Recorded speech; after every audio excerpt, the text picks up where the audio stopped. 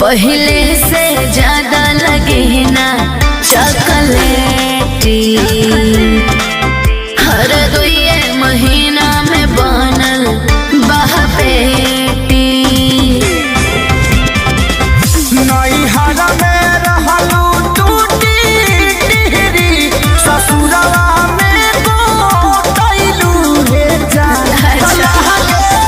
सैये के बेलल रोटी खइलू हे जान।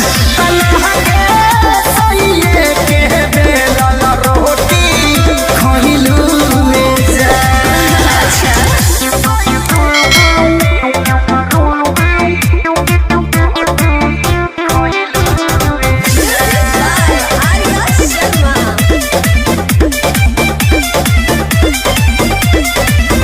कहवन विटामिन तोहार पियौनु हो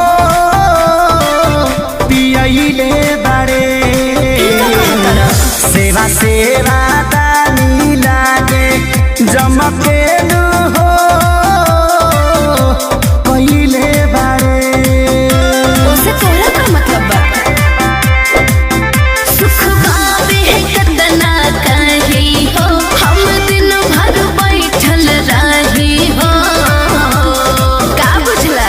शारदा कपूर जैसा हुन बोल कैसे हो गइलू रे जान। सैये के बेलल रोटी खइलू रे जान। सैये के बेलल रोटी खइलू रे जान।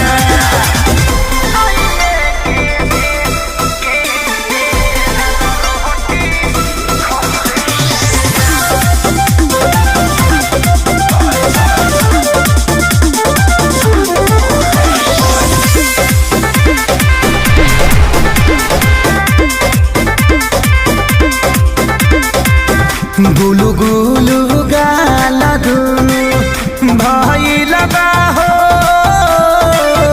पुहा जइसे। ना हो। बोलाए सहा